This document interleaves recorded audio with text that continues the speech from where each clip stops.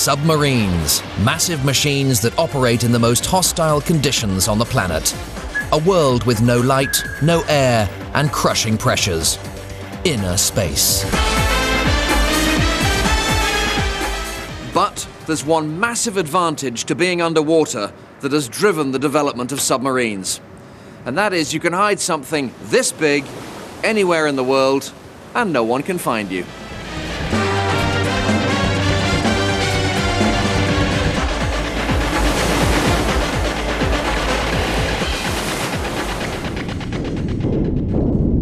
The underwater world, an amazing place to be if you don't want to be seen. And a couple of hundred years ago, people realized there might be a military use for the concealing powers of water. In 1776, American revolutionary David Bushnell came up with a devious plan to defeat the British. Crazy as it seems, Bushnell's idea was to sneak up on the British flagship in New York Harbor, concealed underwater, and blow it up in an oversized wooden barrel. And this is a replica of the machine he came up with. But it's not just any old barrel. Bushnell's turtle was man-powered and submersible. It was the first submarine, and for its day, it was an incredibly advanced machine. It had controls to go every which way. It even had a depth gauge. And Bushnell was also smart enough to persuade someone else to drive it, a young soldier called Ezra Lee. Ezra had a rudder to steer and used foot pedals to drive a propeller, allowing him to move towards his target at a sedate 2 knots. Just before dawn, he submerged and pedaled his barrel right under the flagship. And then the main business.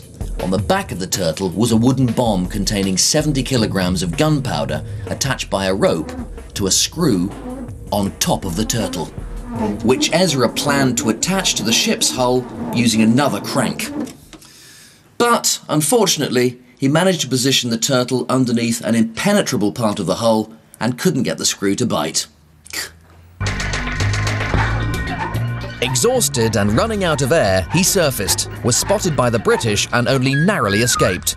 Although a failure, the turtle had demonstrated the sneaky, stealthy potential for submarine warfare.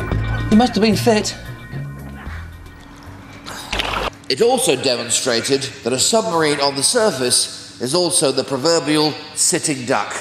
Sad but true, I'm afraid, Daffy. To become a more lethal weapon, the submarine would need to stay hidden underwater for much longer.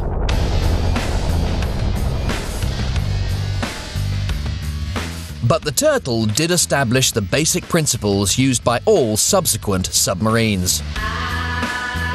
This 2-man mini-sub is its direct descendant. But thanks to batteries and life support systems, this sub can stay submerged for up to 8 hours, to search for wrecks or simply poke around this picturesque West Country quarry. She's built to explore the submarine world, not mooch around up here. Come on, dive, dive, dive! Welcome to inner space. It's pretty weird down here, and even in a modern sub like this, quite scary. We're landing now on the ground. It's on silt. I'm suddenly finding I don't like being in a submarine here. Thankfully, submarines are as good at going back up as they are at going down. The secret is a brilliantly simple device known as the ballast tank, as used on all submarines. Here's one I made earlier. There we are, our model submarine. Each of the ballast tanks has permanently open holes along the bottom and vents on the top, controlled by me removing these blobs of blue tack. Now to submerge, what I do is I remove the blue tack, air escapes, allowing water to flow into the tanks, and the submarine starts to submerge. Once you reach the desired depth, you close the vents to stop the descent and hover.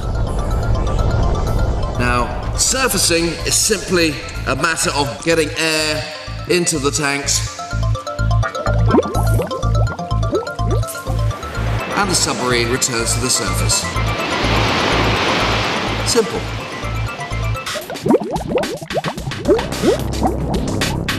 Bushnell's turtle had astonishingly cracked the main principles, but it would be another 125 years before the technology was available to build the first truly practical submarine. And this is it, the Holland 1, the Royal Navy's first submarine, launched in 1901 with a crew of 7 unwashed sailors, to quote the Admiral of the Fleet. Ironically, it had been designed by Irish émigré John Holland with the destruction of the Royal Navy in mind. The Admiralty saw submarine warfare as underwater, underhand, and damned un-English, but bought 5 of the things all the same. The Holland 1 rocked along at nearly 8 knots on the surface, thanks to this 160 horsepower petrol engine. That's a whole lot of power for 100 years ago, but it wasn't much use once submerged.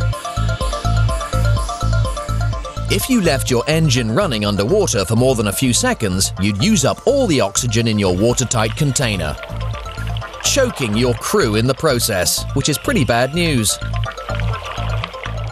But Holland had come up with a solution. Like the mini-sub, Holland 1 ran on electric power when submerged. And Holland had worked out how to keep his batteries topped up between missions. The clever part is that on the surface, with plenty of oxygen available, the petrol engine not only drove the propeller, but it also rotated the electric motor backwards, turning it into a generator which charged the batteries. And that's the way submarines would be powered for the next 50 years. On a full charge, the Holland 1 could submerge for nearly 4 hours. It was also designed to withstand the massive increase in pressure of deep water. To demonstrate, take a simple, non-reinforced cylindrical hull, descend, and water pressure soon starts to deform that hull. Not a good idea. Making your hull much thicker would add too much weight. So Holland employed a very simple device, reinforcing rings, or as they're known in the trade, frames. They act to strengthen the hull. Without them, it would be crushed like a giant tin can. If we take a similar hull and reinforce with stiffeners, just like in the Holland, there we are, there we have a similar hull with stiffeners and frames. Let's try again. Descend. We have integrity. Top stiffeners. The Holland could dive to 20 meters, making it pretty stealthy. But its most important innovation was its ability to attack without having to surface. Thanks to this clever little device. Enter the periscope. This gave you a great tactical advantage. You could see ships, but ships couldn't see you. Delightfully underhand. And the perfect way to target the submarine's most notorious weapon, the torpedo. Torpedo in the water. 1,000 feet to target. 1 second to impact. The torpedo allows a submerged submarine to attack from a distance and turn and run before the enemy has a chance to fire back. The perfect weapon for a stealth attack. To fire, you would crank open the torpedo hatch at the front, flooding the tube. Compressed air would then be blasted into the tube, forcing the torpedo out into the water. It would then run under its own compressed air for 300 yards until, hopefully, it struck home. The Holland 1 convinced the British Admiralty that submarines were a valuable weapon. But this machine was limited to harbour operations only. The low conning tower put it at real risk from flooding in anything but dead calm conditions. And that's exactly what happened to this submarine. Whilst being towed to a scrappy in 1913, she was swamped and sank in Plymouth Sound, where she lay undisturbed for 70 years. Which is lucky for us, because otherwise she would have been melted down to make razor blades. From now on, conning towers would become bigger, much bigger. In fact, massive. It was time submarines grew up and went to sea. During World War I, the submarine came of age, sinking an incredible 11 million tons of shipping. That's a quarter of all the world's total tonnage. In World War II, the German Navy built nearly 1,200 U-boats, more than 90% of their entire navy, wreaking havoc on Atlantic convoys. To fight long campaigns at sea, these submarines needed more weapons and more men. They had to get much bigger, and they did. As you can probably tell from the 1,400-ton HMS Alliance diesel-electric long-range patrol submarine behind me. Built in 1945 with a range of 10,000 miles and a crew of 68, she was designed for missions that would keep her at sea for weeks.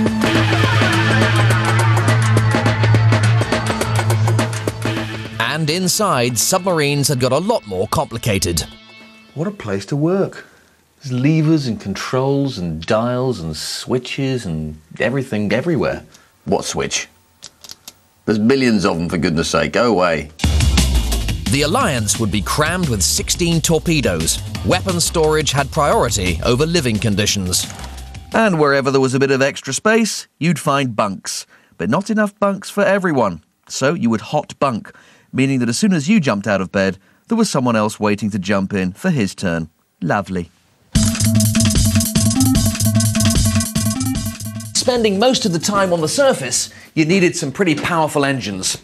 How about two Vickers 8-cylinder supercharged diesels, each rated at 2,150 horsepower? Look at that, absolutely massive cylinders, about half a metre across. Even the spanners are massive. And like all of her predecessors, she runs on electric motors when submerged. Being huge, she needs a fair amount of electrical power to drive them. 112 tons of batteries stored beneath the floor, to be precise. That's 224 half-ton cells in 2 banks. That's 5.5 million AA batteries. A lot, but incredibly, they only lasted 20 minutes at full speed. So you had to spend most of your time on the surface, and that meant the submarine was vulnerable. Sitting ducks to long-range aircraft fitted with radar. If spotted, you needed to crash dive. Trim hydroplanes to dive. Open vents to flood forward ballast tanks. Get crew forward to help drive nose down. Shut off the diesels. Seal the hatches. Engage electric motors at full speed and go deep. Then, before you use up your batteries, cut your motors. I'll bust it. Go silent and wait. All in less than a minute. There was nothing left to do but sit motionless in the depths, hoping that your pursuers would lose the trail. But anti-submarine ships now had sonar, the ability to bounce sound off you underwater to see where you were. And once they'd found you, they would circle above, dropping depth charges.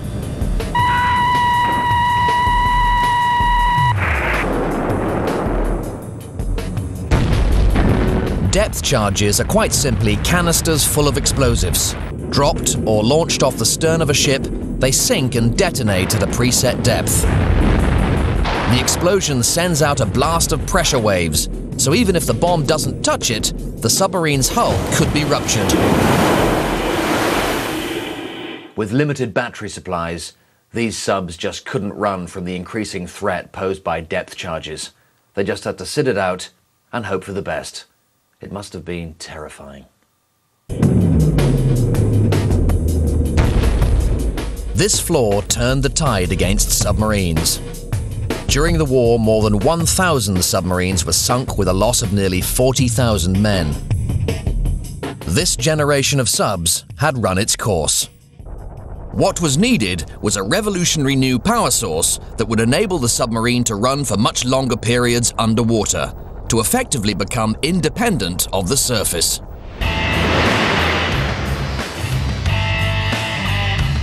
In 1954, the USS Nautilus became the world's first nuclear-powered submarine.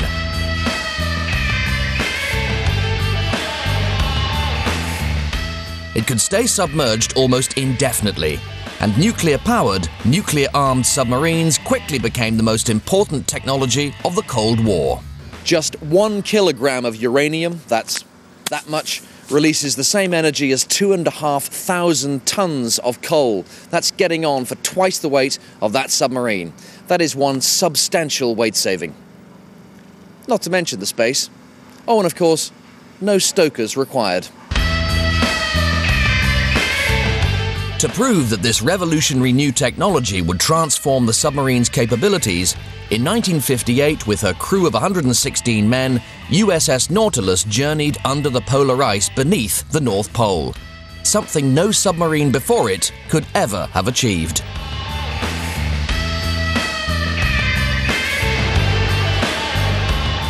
For the Cold War superpowers, the submarine had become the perfect nuclear missile platform. You could hide dozens of intercontinental ballistic missiles under the sea, anywhere around the globe, without being detected. But these missiles are huge, so the machine that carries them has to be pretty big too. In fact, it has to be massive. HMS Vigilant is one of Britain's 4 nuclear-powered ballistic missile submarines, or bombers as they're called, and she is truly enormous. She's 150 metres long and weighs in at an immense 16,000 tons. With 4 decks, more electronics than the Space Shuttle and no windows, the Vigilant is one serious piece of kit.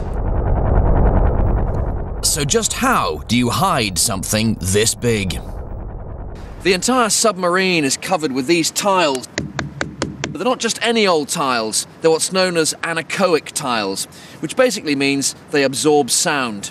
So, no use trying to find Vigilant using sonar. And inside the submarine, every piece of equipment, from the power plant to door latches, is designed to operate as quietly as possible.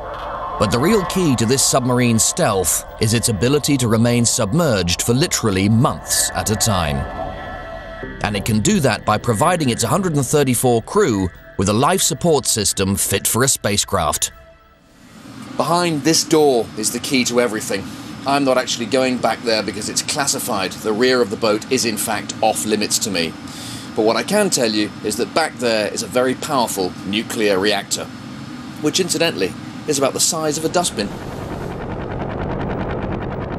Thanks to the massive amount of power available from the nuclear reactor, nuclear submarines can use electricity to generate oxygen from water.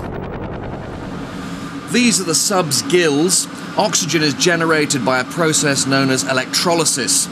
Water is pumped into these machines, the electrolyzers, electric current is passed through the water, the resulting oxygen is collected, and hydrogen is pumped out to sea.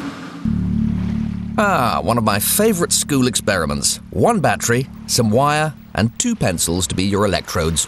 Now the positive electrode, the yellow pencil, is producing oxygen. You can just see on the negative electrode the hydrogen is producing twice as many bubbles as we have oxygen. Collect the gas from the positive electrode and hey presto, you've got yourself some oxygen. HMS Vigilant's electrolyzers do exactly the same thing on a massive scale. Another of life's essentials is water. A submarine is surrounded by it, but you can't drink it. It's a bit salty. Again, with a powerful nuclear reactor at your disposal, the solution is simple. As this salt water boils, the steam produced condenses and produces fresh water. I will condense it and let the fresh water drop into that glass. Look at that. Right. Let's see what kind of water we've produced. Should be fresh water. Not a great deal of water produced, but I think you know what I mean. I'm tasting that water, not a trace of salt in it. Absolutely superb experiment. So power is the key to limitless life support. In fact, fact, running out of food is the only limiting factor on how long this submarine can stay submerged. Otherwise, this machine could circumnavigate the globe for years without surfacing. Nuclear power brings speed too. HMS Vigilant can manage an impressive 25 knots when submerged, as fast as any enemy ship, and streets ahead of her diesel-electric predecessors. At that speed, you need some pretty hefty control surfaces. I could actually park my Land Rover on one of those. But running away is the last resort. Secrecy is the preferred defense. When HMS Vigilant is on patrol, only the captain, executive officer, and navigator know where the submarine is really going. The ship's crew are kept on a strictly need-to-know basis. Diving now, diving now. Open 4, 5 and 6 main vents. Open 4, 5. Once the order to dive is given, the submarine won't be seen for months. She could be in any ocean on the planet, with no sign of her presence. This is the navigator's position, and I'm doing something which is rather top secret and navigatorial, so shoot. These submarine crews take their mission to remain hidden very seriously. They are the guardians of a deadly arsenal of massive Trident missiles. Each is 13 meters high and carries warheads capable of wiping out an entire city. These missiles have to be maintained around the clock, ready to fire.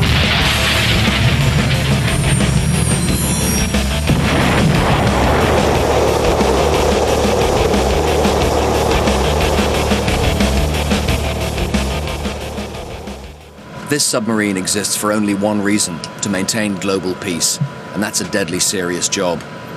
Although no one would ever want to do it, when at sea, every member of the crew has to be prepared for a launch command, to press the button, to launch the missiles she carries. And that's the reason why this submarine has to remain hidden day in and day out. Nuclear submarines are the first true submarines. Massive underwater machines, truly independent of the surface. The perfect stealth weapon.